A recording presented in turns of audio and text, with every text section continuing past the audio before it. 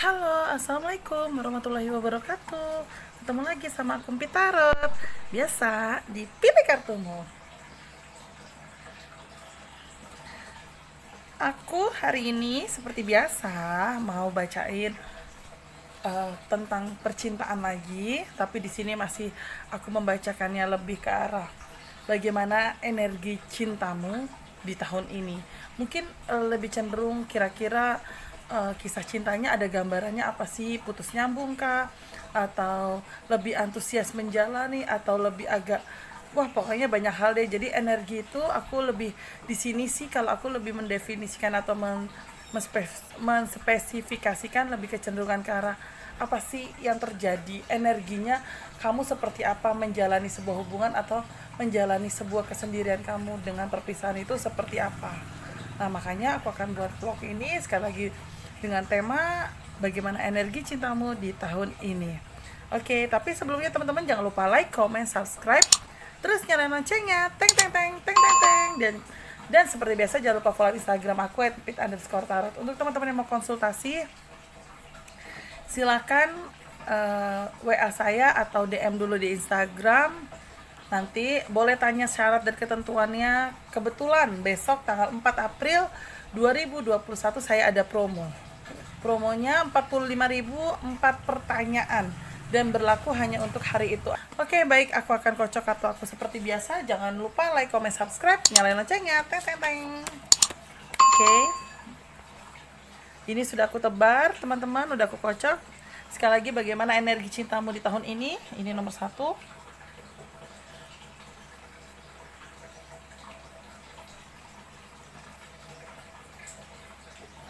Terus ini nomor 2.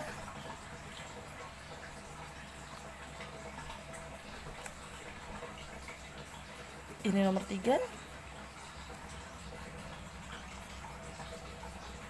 Ini nomor 4. Sebentar ya.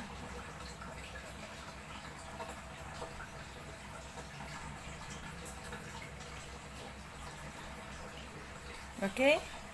1, 2, 3, 4, 4, 3, 2, 1. Silakan teman-teman. 20 detik dimulai dari sekarang.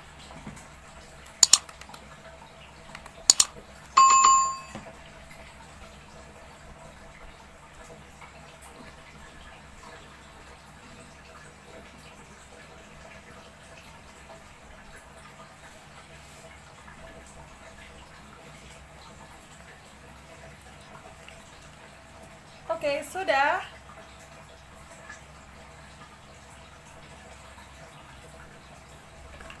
Baik, aku akan mulai jawab dari nomor 1 dulu. Ini nomor 1. Nomor 2 aku geser. Nomor 3 aku geser. Dan nomor 4 aku geser. Nomor 1. Energi cintamu akan seperti apa sih tahun ini? Kalau aku lihat di sini banyak unsur ya, ada unsur angin dan unsur air. Mungkin kalau aku lihat dari gambar kartu aku di sini lebih agak sedikit menguras tenaga. Sedikit menguras tenaga karena gini loh. Bukan menguras tenaga berarti kamu makan hati, bukan.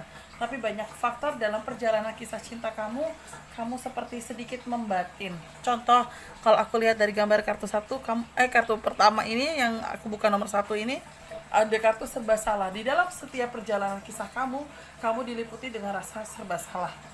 Ini, oh ya, satu lagi tadi aku lupa. Ini berlaku untuk apa aja ya? Maksudnya untuk mau pasangan kamu, suami kamu, istri kamu. Yang pasti ini lebih ke arah perjalanan kisah kamu siapa aja bisa. Dan aku ulangi lagi, di kartu nomor 1 ini perjalanan cinta kamu lebih diliputi sama sedikit makan hati. Mungkin bukan makan hati dalam sebuah sakit hati ya, bukan, tapi lebih kecenderungan makan hati di sini yang bisa aku artikan adalah kamu posisi serba salah, seperti kamu kurang bisa mengungkapkan apa yang kamu rasakan, seperti kamu tidak bisa mengungkapkan apa yang kamu harapkan dan kamu inginkan. Contoh yang pertama, saat pasangan kamu mau seperti ini A gitu kan, kamu mau mengutarakan pendapat kamu B, ternyata kamu tertahan, seperti kamu tidak bisa menceritakan apa yang kamu rasakan, seperti yang gimana ya mau ngomongnya ya gitu lah. Istilah kasarnya ada beberapa faktor juga dari diri kamu yang nggak paham harus berbicara seperti apa gitu loh. Yang ada ya kamu ngikutin apa mau dia, nurut sama pasangan, dan kayaknya kamu lebih kecenderungan takut gagal, jadi lebih cenderung udahlah gue ikutin aja apa kata pasangan gue. Tapi jeleknya dari kasus nomor satu ini, itu energinya akan lebih terkuras. Karena apa? Karena dia memendam sesuatu hal yang selama ini dia inginkan. Nah mungkin dalam pendaman itu dia belum bisa mendapatkan apa yang dia mau gitu kan, sehingga dalam perjalanannya yang aku takutkan adalah seperti bom waktu, seperti air yang tenang, air yang kelihatan kalem, air yang kelihatan dia tidak seperti ada gelombang, yang pada akhirnya memuncak dan membuat gelombang seperti gelombang tsunami yang pada akhirnya bisa merusak atau menghantam hubungan kalian. Nah disinilah sebenarnya saya tidak bisa menyalahkan untuk si kamu atau si dianya, tapi paling tidak dia juga harus bisa mengerti keadaan kamu di mana dia pun harus bisa juga mengungkapkan apa yang kamu mau gitu loh, mengungkapkan juga bisa kasarnya memberikan kesempatan kamu maunya apa gitu loh. Jangan hanya ikutin maunya dia tapi dia tidak memikirkan apa yang kamu harapkan gitu loh. Contohnya, ajaklah pasangan kamu gitu kan untuk mendiskusikan sebuah masalah, jangan segala keputusannya diambil di kamu dan dia cuma ngomong terserah kamu aja deh gitu kan, karena dia tidak punya kesempatan berbicara, tidak punya kesempatan untuk dimana menyelesaikan masalahnya seperti apa gitu loh. Jadi kalau aku nangkep, aku baca seperti itu. Jadi di sini lebih kecenderungan ke arah dia tidak bisa mengungkapkan apa yang dia rasakan gitu loh. Maksudnya kamu tidak bisa mengungkapkan apa yang kamu rasakan di hadapannya dia, sehingga jangan sampai yang tadi air tenang, energi kamu yang mungkin orang melihat ya gila kalem banget gitu kan, gila enak anteng banget punya pasangan kayak gini gitu, nurut. Tapi sebenarnya kamu memendam sesuatu hal kekhawatiran dan memendam sesuatu hal yang mungkin bikin kamu sedikit kecewa gitu loh. Nah, kecewanya itu apa ya? Mungkin dia tidak bisa menuruti apa yang kamu mau, paling tidak mendengarkan apa yang kamu harapkan. Jadi kalau aku melihat kondisi seperti ini, dan seandainya dalam perjalanan teman-teman sendiri, perjalanan kisah teman-teman sendiri gitu kan, aku sih lebih menyarankan adalah diajak bicara. Karena memang yang aku lihat dari kartu aku, pasanganmu itu manajemennya kuat. Dia tipe-tipe orang bosi, yang dimana apa yang dia mau ya harus diturutin. Tapi kan tidak bisa begitu juga dalam sebuah hubungan kan. Masa hanya hanya kamu yang menuruti maunya dia, tapi dia tidak bisa mendengarkan apa maunya kamu. Nah teman-teman, seandainya teman-teman dihadapkan di kondisi seperti ini, apa sih yang harus teman-teman lakukan? Aku akan ambil tambahan 2 kartu ya. Yang pertama itu adalah realisasi ide yang membawa mimpi jadi kenyataan. Dan satu lagi itu adalah hidup seperti mimpi buruk. Sebenarnya pilihannya tuh gampang, sama kok. Ini unsur angin, tuh bener gak? Nah ini unsur air. Sebenarnya solusinya gampang.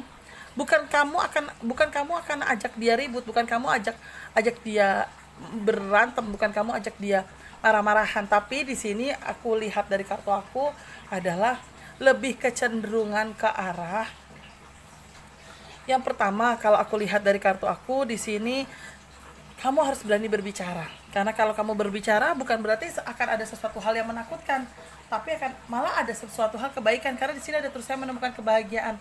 Berarti artinya apa? Kamu harus bisa bagaimana cara kamu berbicara dengan dia.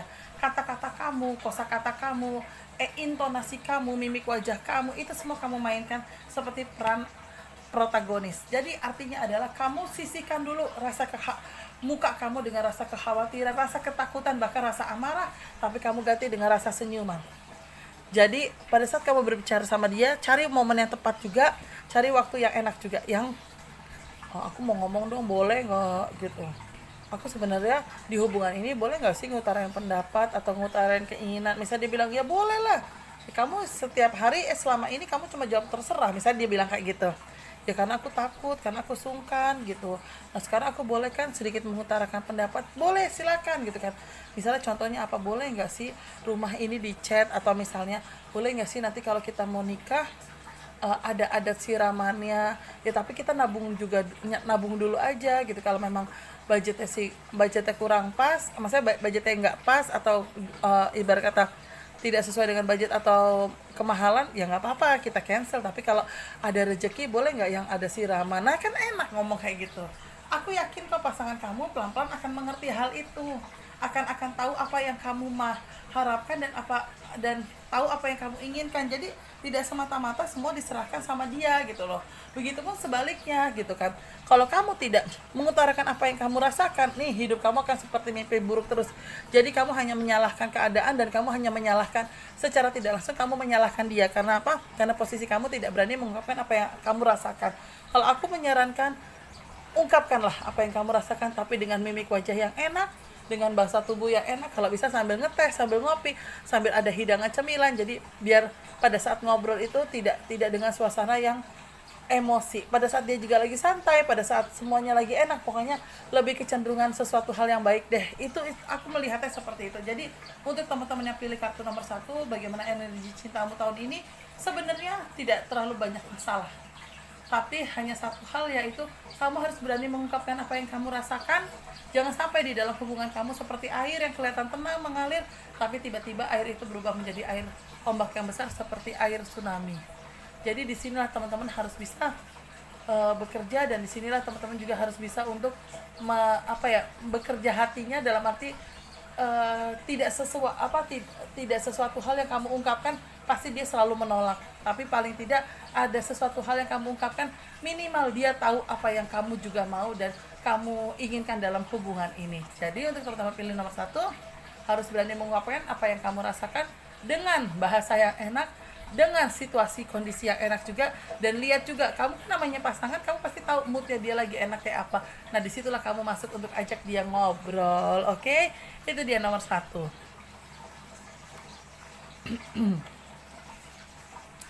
Terus kalau aku lihat di kartu aku nomor 2, ini nomor 2 ya, nomor 3 aku geser, nomor 4 aku geser. Oke, nomor 2, wow, energinya agak api, wow, api-api air, wow.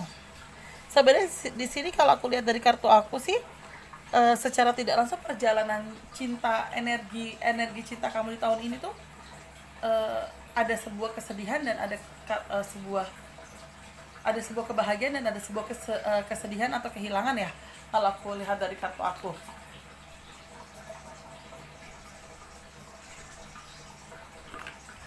Yang aku lihat sih di kisah nomor 2 ini, sebenarnya kehidupan kalian, perjalanan kalian itu, aku lihat dari kartu aku sih di sini sama-sama saling mencintai ya, sama-sama memiliki perasaan yang satu sama lain menguatkan ya. Tapi memang ada karakteristik dari kalian, mungkin dia yang agak sedikit angkuh, mungkin kamu juga yang agak sedikit keras kepala. Jadi itu yang kadang membuat kalian bentrok. Bentroknya itu dalam arti adalah, kalau aku lihat dari kartu aku,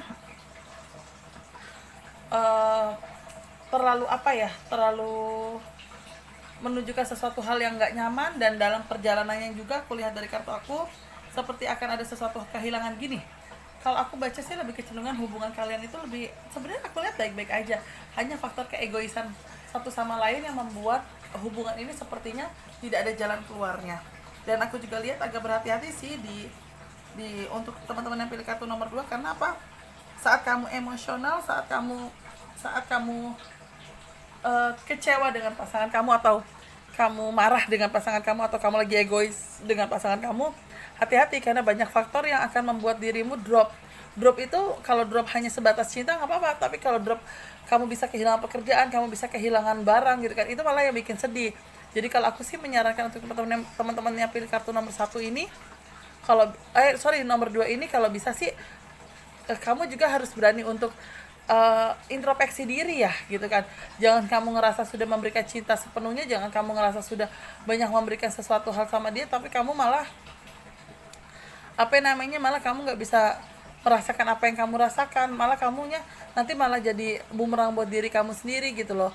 Karena apa? Kamu tidak mau untuk jujur pada diri sendiri dan menenangkan diri sendiri. Jadi sehingga itulah bisa timbul konflik yang berkepanjangan, yang jangan sampai konflik itu memuncak, dan memuncaknya itu malah menghancurkan kalian semua. Walaupun di kartu aku masih bisa terselamatkan ya, tapi jangan sampai itu memuncak. Memuncaknya contohnya apa sih?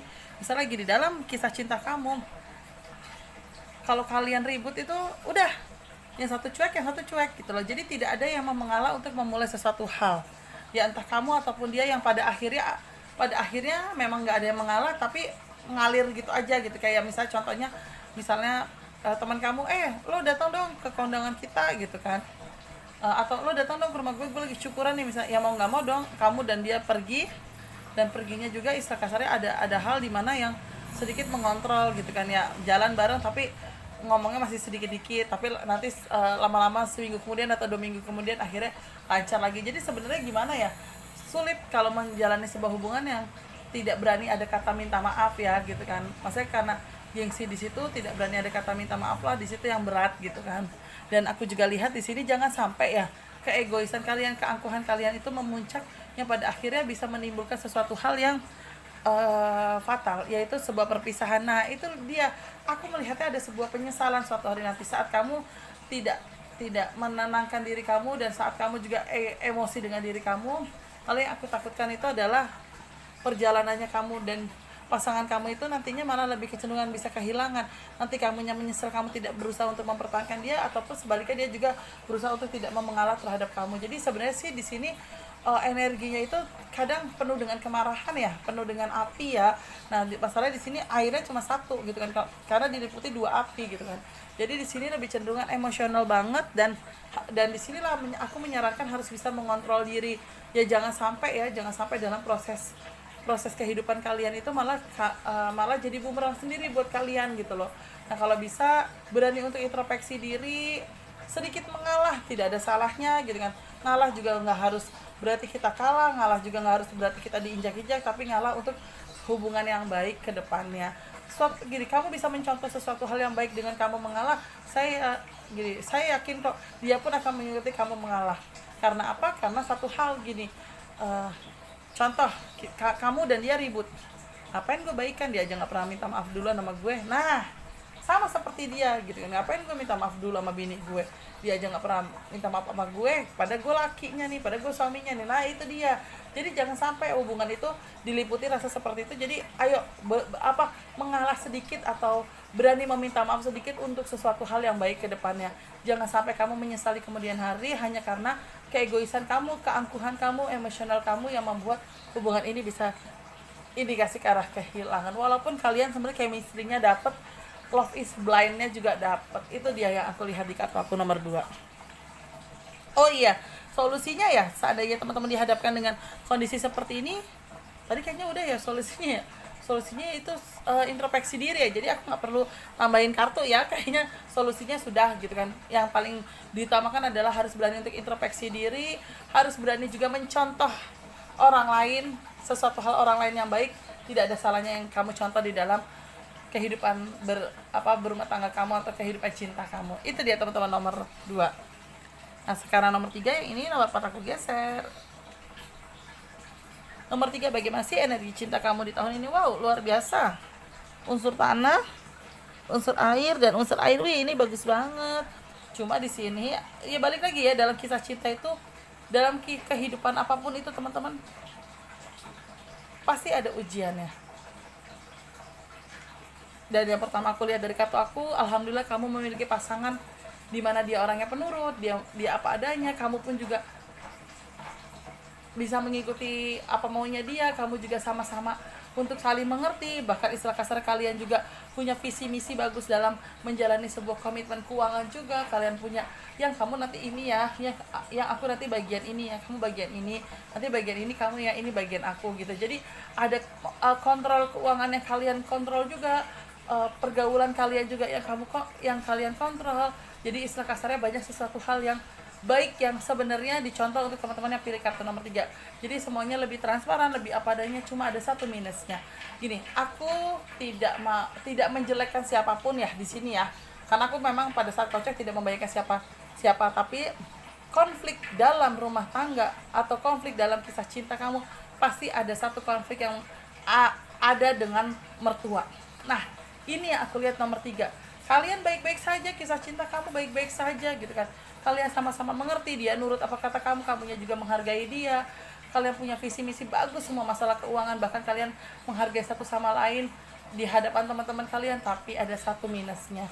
Ada salah satu orang tua di antara kalian berdua yang lebih mengatur di dalam definisi rumah tangga.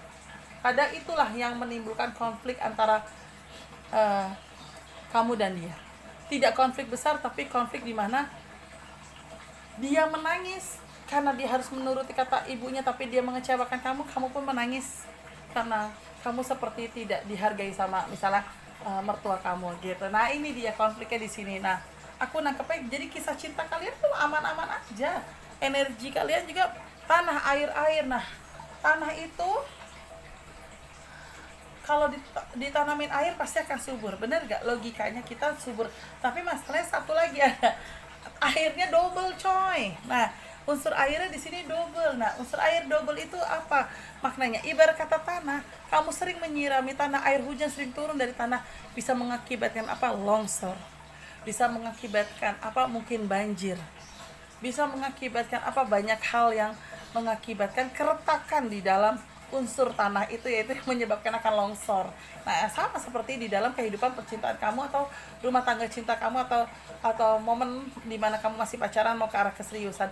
Karena apa? Karena kamu melihat ada satu power dari sosok orang tua yang mungkin di sini lebih cenderung perempuan, orang tua perempuan yang itu sedikit mengatur. Walaupun tidak mengatur banget tapi sedikit mengatur, boleh memberikan saran tapi kadang sarannya harus dipakai. Ya berarti kan ada unsur pemaksaan ya, mungkin ya kalau menurut teman-teman ya. Nah jadi aku membaca seperti itu. Sebenarnya energi kalian wah enak banget, aku lihat baik-baik aja, kalian sama-sama terbuka, sama-sama menghargai satu sama lain. Tapi di sisi lain ada energi lain, yaitu ada energi mama-mamanya, energi mama mertua yang masuk di dalam kehidupan kalian. Sebenarnya gini ya, bagusnya sih kalian mengikuti apa yang memang perjalanan apa yang memang misalnya mama ini sarankan ya, tapi ternyata satu sama lain sama-sama ngebatin, pasangan kamu ngebatin, ya Allah apakah saya salah ya gitu kan, istri saya harus mengikuti apa mau saya, atau dia si Ayang harus mengikuti apa mau saya. Tapi begitu sebaliknya si Ayang berbicara, ya Allah saya sedikit ada rasa sedih, saya sedikit ada rasa kecewa, tapi saya mau bagaimana lagi, karena saya tahu sampai menikah pun surganya suami ada di ibu dan surga saya ada di suami. Nah jadi istilah kasarnya muter aja kayak gitu kan. Nah itulah yang pada akhirnya ada konflik. Nah kalau boleh kita lihat solusi apa sih untuk kehidupan cintanya di tahun ini, dan masa energinya seperti apa. Aku akan ambil 2 kartu teman-teman. Ada kartu kestabilan. Wow, balik lagi sebenarnya di sini kebimbangan ya. Sebenarnya sih dua-duanya nggak ada masalah ya, ada unsur tanah.